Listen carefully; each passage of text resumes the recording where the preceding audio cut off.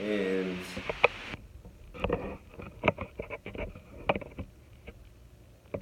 Yeah, it's good right there. that's framed good, so go ahead and hit. This one? Yep.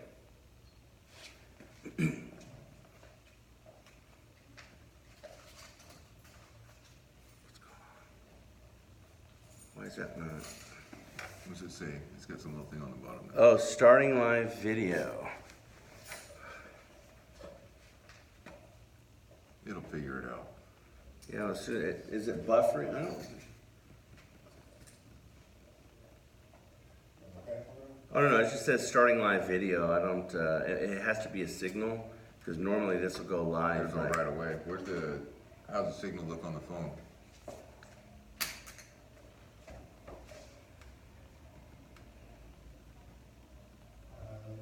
I'm good on my signal. I'm pretty good on it.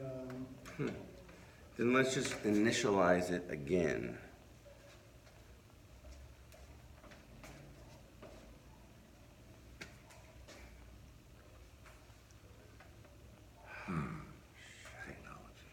So, but your static filming, so we might just frame yours, and I'll just do Facebook Live with this one, because this one we was going to record for the, to put up on the station. And that one doesn't have enough memory to record the whole show. No, dude, I was doing 30 minutes, I went through a gig and a half. Yeah. In like 30 minutes, I'm like, how the hell did that? And it pissed me off, because my phone's got plenty of freaking, so I'm going to hit mark on that. And then we're going to go live video. And we go here.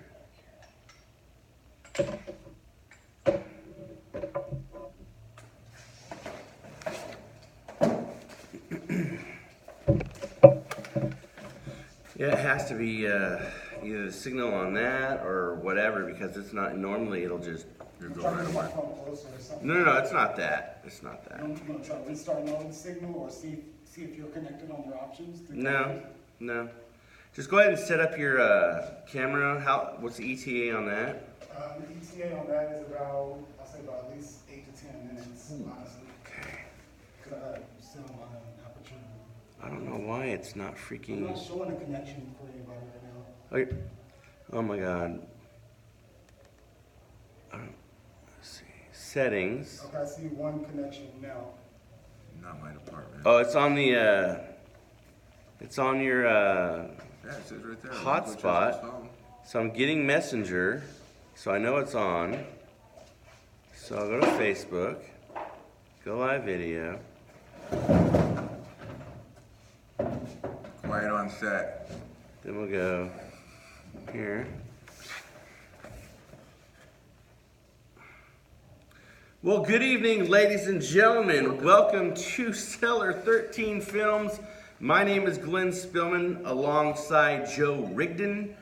We are here at his studios. Take a look at this. Jar Studios right here. First off, this cat last night painted this freaking thing. How long did it take you to paint that? I started at about noon yesterday. And I Noon. Finished about 4 o'clock in the morning. Noon yesterday. Wow, that's a lot. But anyway, hey, welcome to the show, everybody. We are here live on location in the studio. We're going to be talking about what this place is going to become in a couple of months. Now, there are a few things that we're not going to be able to talk about. I've already been told by this guy under the threat of death that we can't ask certain questions, so I'm not going to do that. So for those of you watching now, you could watch this on our new radio station, The Edge. You can go to theedgeradio.us. Go check that out. We've got a lot of cool shows up there. We've got Simply Casey. We've got the Southern Horror Queen with Lynn Gibson every Tuesday night. She's going to be switching to Tuesday night. We've got Johnny Blender with Whiskey, Cars, and Cigars. We've got our Facebook page, our Twitter. So I'm going to give shameless freaking promotions here. Go follow us on Twitter, Cellar 13 Films, or The Edge Radio US. Go like our pages. Do you have a Facebook page yet? Yeah, I've got my personal Facebook page, Joe Rigdon. Yeah. And we have Jar Studios has their page as well. Yeah, I don't want to give out personal information. You might be showing up at his house at 4 o'clock. Welcome. We've got Steve Martinez on. Welcome, brother. We've got Joe Mickey Gonzalez. Yo, Mickey! So, welcome to the show. So, let's get started here. Where am I sitting?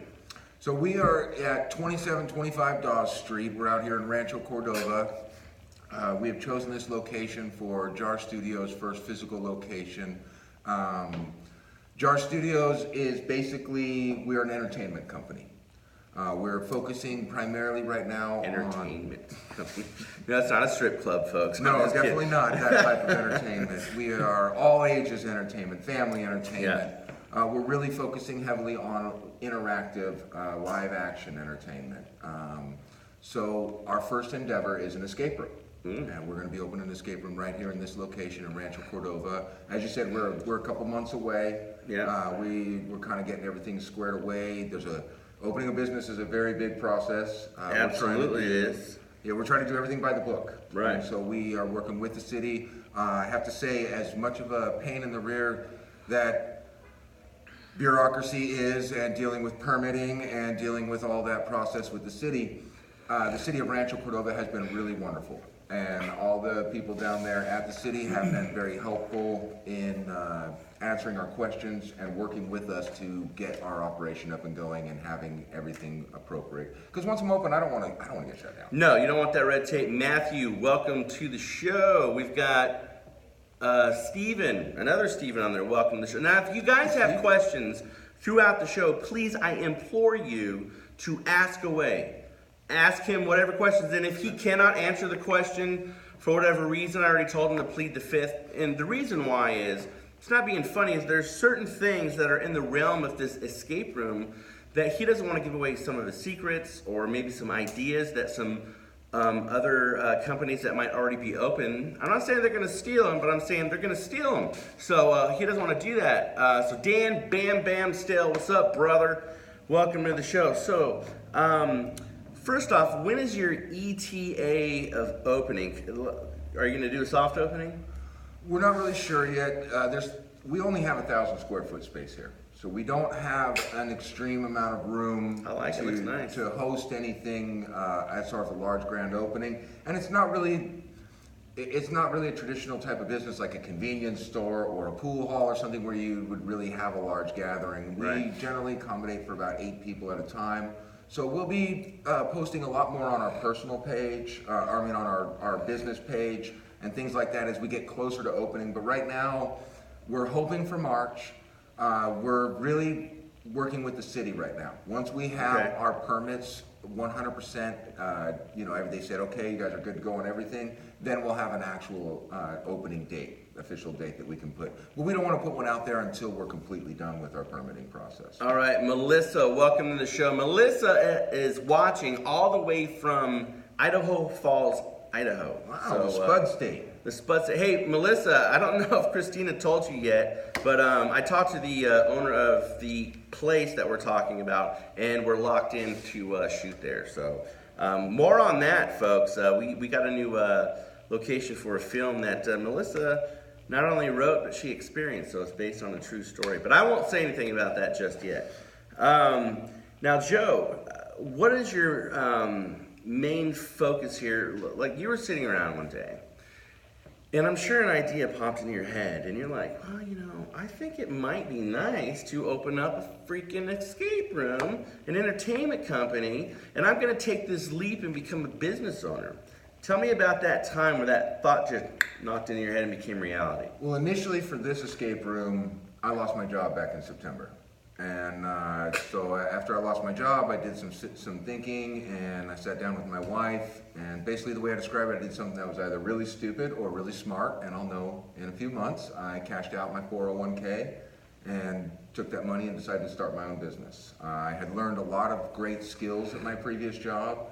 I worked in a corporate environment. I had to deal with city regulations. I had to deal with managing employees and a number of different aspects of the business world. So I felt like I was ready to take those skills and blend them with the years of working in the arts that I had done. Okay. And kind of say, okay, let's blend the two. Let's start a business. All right. So let's think about that for a minute. Now, folks, this is some of the things when I post, like on my regular Facebook page or on here. When I put those little inspirational quotes, like weather the storm, all these inspirational. A couple weeks ago, I said, some good can come out of a bad situation. This cat is married. He's got a couple of kids. He has a wife, and he has a family to take care of. Mouths to feed, bills to pay. So he gets let go, right? Yeah. So was it like I didn't know if it's like a layoff or what. Anyway, he didn't have a freaking job. So I don't know what emotions that he was going through, but that in most people's eyes would become a negative situation.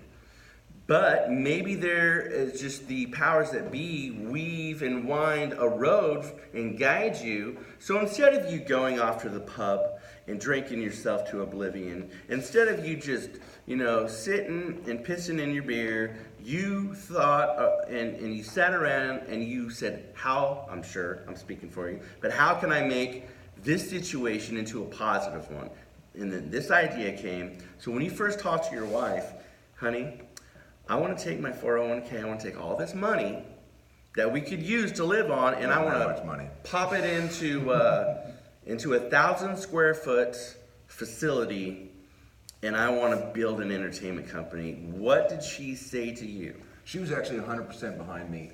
This Jar Studios is not just my dream, it's my wife's as well. I would not be able to do what I'm doing here without her support, 100%. Not just her support in supporting my idea and saying, oh yeah, I'm supportive of what you're doing. Real physical support. Anything you see digitally that's going on with this, my wife is behind a lot of that. In working with the city and getting our permits, in filing for corporate status, there's a million things that go on behind the scenes that she is responsible for. And not only that, in regards to how she felt about it, my wife actually went through a similar experience just over a year ago, where she was let go from a company that she had helped build. Wow. And rather than, getting depressed or being upset about that, she actually went out and started her own company. She used the experience that she had gained from building that company. She was in real estate. Okay. And she went and opened her own brokerage. So she owns a local company called Vibe Realty with a friend of hers. Vibe Realty. Yeah, For those of you out shout there out for the wife, Vibe that Realty. need a house, or does she do commercial property too? Or They can handle anything. All right. If you give them a call, they can find. She does handle, she does go and handle transactions herself, and she does deal with sellers and buyers. But she also, she's the broker. So they have a number of agents that can help in a number of different aspects. Kelly, welcome to the show. Christina McManus, welcome to the show. I, again, implore you guys, if you have any questions whatsoever, ask this cat a question about the facility. Hey, and even if it's just off topic and you guys want to talk about something film related, acting related, play, whatever, I'm sure we could answer a question. Well, and all that ties in, you've got Cellar 13 and a lot going on in the Sacramento film community, and a lot of that ties directly into what we're doing here. We're focusing on currently, in order to generate a revenue stream, we're going to be working with escape rooms and other forms of interactive entertainment. Right. But we eventually want to work into, having studio space available for local filmmakers like yourself, so that we can, one of the problems I see in the local Sacramento film community is more so that we're not LA. Everyone thinks they're in LA or they want to be in LA. You get people with some talent and they run off to LA, or they come here and they want to charge LA prices. But this isn't Hollywood. We have plenty of talent and skill in the greater Sacramento area. Lots of great resources, and so we kind of want to start working towards fostering an environment for growth. And there are other people doing this in the community as well. We want to contribute to that. Lynn Gibson, welcome to the show. She said, love escape rooms. John Gibson Blender, he goes, what is an escape room? We'll explain that. Question. We'll explain that in just a second. But first off, Johnny and Lynn, those were the two people I was talking about at the beginning of the show. Johnny's got the show Whiskey, Cars, and Cigars. Lynn's got Southern Horror Queen. And they are watching from Louisiana. So they're wrestling gators out there right now. But anyway, real quick, what he said about the film community. Number one, I want to say, as a film community, we all need to come together collectively. Absolutely. We need to help each other out. This isn't a competition. This isn't who could do what better than what, and it should not be cliquish. This gentleman's doing something to help filmmakers out, and there's a lot of things going on in this community that we need to give back to the community. So, Johnny, Joe's going to answer your question, what is an escape room? So this is the most common question we get, that a lot of people don't know what an escape room is. Escape room is interactive. As I mentioned before, we're focusing on interactive entertainment. So Right. escape room is where you go into a scenario event. Sometimes it's a old West jail cell, or serial killer's basement, or alien abduction into a spaceship or something like that. And when you enter and they give you, the people working in the room will give you the scenario. You enter into the room and you're locked in, and I say that in quotes because, you know, we want to have fun and entertain people, but you cannot take people's civil liberties away. Can we get while in that the prop room over at the there? same Can we show time. that prop? Yeah, we can show that. in And just then a minute. when we bring the prop over here, I want him to tell you a story about whatever one that you got in the desk. Just bring the can over. Yeah. We can go over that in a second. Escape room. This is just one of the props that we're using in here. I'll explain what that is in a minute. So in the escape room, you get given the scenario. You go into the room and you have to solve a series of puzzles, riddles, and things like that, using clues and hints and strategy that you develop as a group. You may go in with a group. It's typically a group of up to 8. You may go in with a group of people that you know. It's really great for team building exercises. Right. You know, companies will bring in their employees. You may go in with a group that you don't know. You may come in with a friend and be paired with others. One of the main things is that it requires interaction. The puzzles and things that you're solving, kind of like a video game. When you go into a problem-solving video game, one puzzle, you have the main objective, but in order to get to that main objective, you have micro objectives along the way. So that's kind of what you're doing. You go in the room, you solve these different puzzles and riddles. You open a box, and all of a sudden there's another piece to another puzzle in there, and you have to use that to solve another puzzle, to where eventually you're trying to escape or solve whatever your scenario entails. Teamwork, ladies and gentlemen, teamwork. Gabriel, hey, what's up, brother? Can't wait to check it out. Yeah. And Austin says, love escape rooms. Real quick on Gabriel and Alex, tomorrow, this gentleman and myself, we will be in the Bay Area, and we are in a... Oh, that's that Gabriel and Alex. Yeah. Oh, okay. Yeah. Hey, Alex. We will be finishing up a film series that they're doing. It's called The Wretched, and that's all I'm going to tell you about it. But go on our Facebook group page, Cellar 13 Films Community.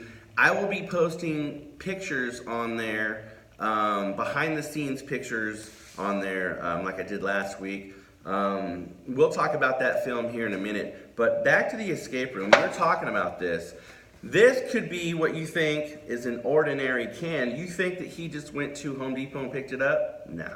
So How did you get that can? So this can, I'll get into this one in particular.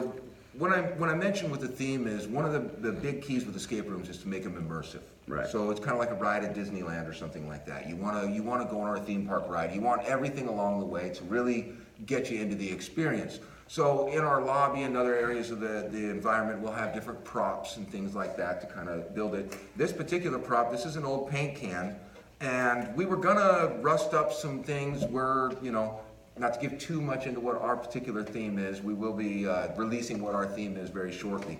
But this particular can we found out in the middle of the desert. I was out going around doing some ghost town exploring with my wife. We like doing different things like that, activities, going out and hiking around.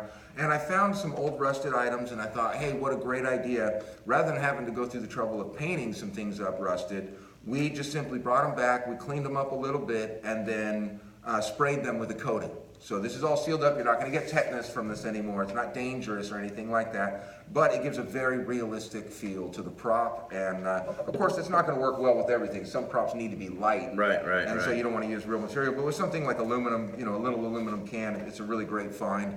It's just a small sneak peek into some of the props that we will have available, or that we will have on display during in the room. All right, so we are also videotaping on another camera over here. So for radio purposes, after we repurpose this, we are going to pause right now for a commercial. It's So we're going to be silent, quiet on set. Okay, and we are back, ladies and gentlemen. We've got Austin says film community should work together to make excellent content. I agree. Well, absolutely. That's exactly one of the things that we want to do. As much as, I think a lot of people have the dream of, hey, I want to make the big film and, and really make a name in my community. One of my personal goals is, like I said, I want to foster an environment for growth. So we want to create a stream of resources for filmmakers so that we can kind of encourage them rather than saying, oh, I'm going to go make that great movie. I think there's a lot of people out here that can make really, really great projects. I've seen a ton of potential. One of them. Yeah, and we want to create a stream of resources for filmmakers Absolutely. like yourself to be able to explore your talents, and then, that way we get to kind of get drug along and encourage this community, because like you said, it really needs to be working together. I've been to different events where sometimes people are kind of, who's that? Who's that? It should be more like, oh, who's that? Hey, let's get together. Hey, you're working, I'm working. We both are into the same kind of thing. Let's share ideas and see what we have. Welcome to the show, Karen. And also, let's take a blast from the past here, ladies and gentlemen. My very first wife is watching, Mary Hubbard. Welcome to the show, Mary. She is in, I don't know where she's at right now, but anyway, welcome to the show, Mary. Okay, so give the people the address again to where they could find this. Maybe give them a phone number that they can write down. Yes, we're out here at 2725 Dawes Street in Rancho Cordova, California. You can reach me. Our main phone number right now is 916-821-4793. All of our bookings will be done through our website, which is, my wife's gonna kill me. I can't remember the name of the website right now. Whoa, honey, if you're watching. Wow, how prepared am I? Wow. I think it's Jar Escape or escapejar.com. It's one of the two. So try. If you go to the wrong one and make the wrong appointment, you might end up in Colorado. You can go to Facebook and you can find us on Facebook, and we have a link to our website but there as well. After the show, ladies and gentlemen, I'm going to have all of his information up there. His phone number, his address to the work, and the correct website. So Matthew, what's up, brother? Matthew is tuning in. This guy is a Jedi Master of lighting.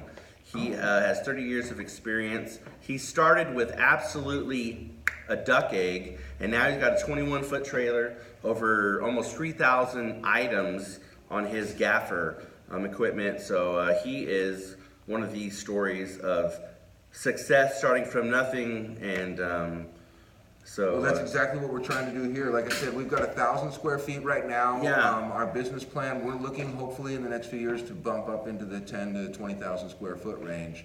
It's depending on success, and a lot of that depends on you people out there coming and visiting our room and seeing how you do it. We're starting in beta testing here as soon as we get our permits, and we're under construction, which is not very far off. Mm-hmm. We will be conducting some beta testing. We'll be releasing some testimonials on those before we actually open. Yeah, and ladies and gentlemen, I am sitting in an almost empty room. To give you a little visual, got a green floor. The windows are Elvis Presley blacked out. The walls are painted. This is the only thing on the wall other than gray. There's some tools and cords, some lights. That's it. And none of this can tell you any hints. Nothing. This is about the biggest hint you'll get as Nothing. to our theme is right here. So we've got, Austin says, escapejar.com.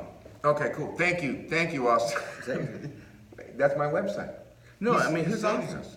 I don't know, but well, thanks, I'm Austin. saying thank you, Austin. And his wife thinks you. I may know Austin. She's probably gonna punch him right in the face when he walks Austin in. can send me a friend request. You can send me a friend request, and then we will be friends, and then I will know Austin. There you go. It'll work out wonderful. There you go. Hey, and also I want to give a shout out to the company. Well, yeah. So Chisholm, Glenn's got his thing going on here, where we're actually filming this for his radio show. We've got the FaceTime thing going on, His and then we actually, you guys can't see this at home, but we have a bunch of cameras and lights all over the place in here. Alonzo Chisholm from Chisholm Nation is out here. Chisholm Nation and Jar Studios are working hand in hand. And I talk about all the help from my wife and how this wouldn't be possible without her. A lot of what we're doing, especially the things that we're going to be doing to kind of keep us on the competitive edge in this industry, is really thanks to Chisholm Nation and the skill and the amazing help that they have been giving. So really their photography, cameras, and just the amount of creative bouncing back and forth that we've been able to do and work together as companies has been monumental. What's your website? On the website. What's your Twitter? Check me out on Instagram, Facebook at Chisholm Nation on Instagram. I'm going to have his information on here as well. So here's another thing that helps out everybody. Like Facebook pages, follow on Twitter, follow on Instagram, because when things are going around, that's just helping each other out. That is a simple thing that you guys could do that doesn't cost you anything, but I don't know, maybe 30 seconds. I'll give you one more, Glenn. This is something I like to tell. Do not be afraid to volunteer.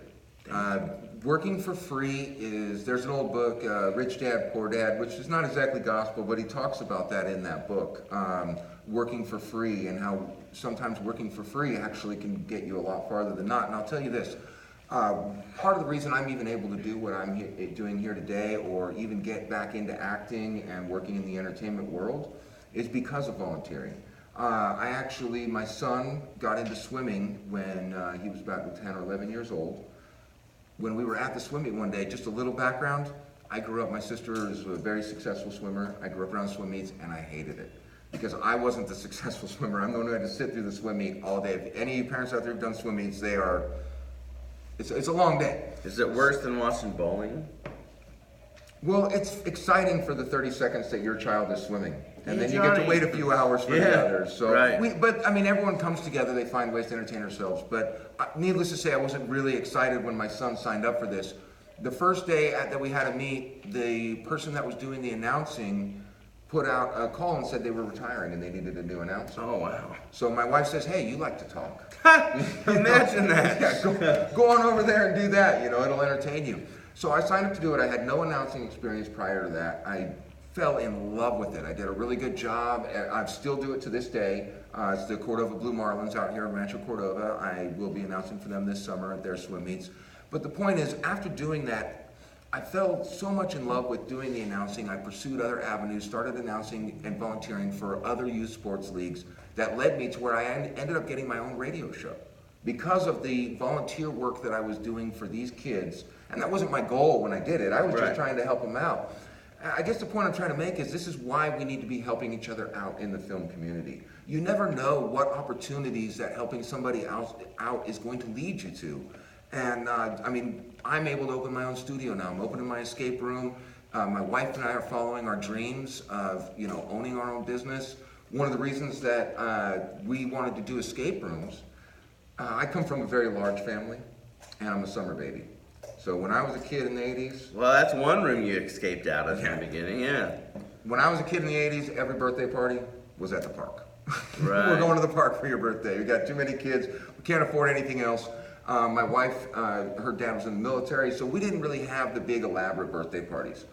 When we had our kids, we wanted to do that for them. So we went crazy. We turned our house into a Lego house one time for a Lego party. We made a carnival inside of our house to let all the kids come over and play carnival games. We had so much fun designing and entertaining and working with the kids and creating games. We do a scavenger hunt for our kids' Christmas presents every year. At Christmas, they got to find them around the house. Oh yeah. Oh, my ex-wife says XOXO, Mr. Spillman. Well, I'll tell you what. If I saw you, Mary, I'd probably give you a kiss. So, what would it hurt, right? Maybe another kid pops in. I don't know. Yeah, I don't need a kiss. I kind of leaned in, but... No, Christina says YouTube. Thank you, Christina. Yeah, follow people on YouTube as well. Because here's the thing about YouTube, though. YouTube is being a little shenanigans right now. They are making it to where a lot of things, but one of them is, say you start a channel. You cannot go live on YouTube unless you have a minimum 100 subscribers. And once you get that, then you can do YouTube Live, and then you have to have a much higher echelon if you want to monetize it. But anyway, yes, go share and follow and whatnot. Speaking of Christmas and birthdays, can we tell that story that you told on set last weekend? Oh, I don't care. Oh, okay, that's yeah. fine. My kids are older now. I don't. We care. got It's a. fine. This is a cool freaking story. We were on set last weekend, and we were sitting around just talking about. Our conversations are very interesting. I'll just say that he told a story that I thought was freaking funny. So go ahead. Okay, so this is how I'm a terrible parent, basically. This is a story about me being a horrible parent. So this is not an advice for you with your children. And keep in mind, I have two wonderful children. My boys have grown up to be amazing kids. My oldest is getting ready to graduate high school. He's looking at all kinds of universities. My younger son is doing wonderful in track. He's really coming into himself as a man. He's really starting to mature and everything. They're just wonderful kids. But my wife and I are.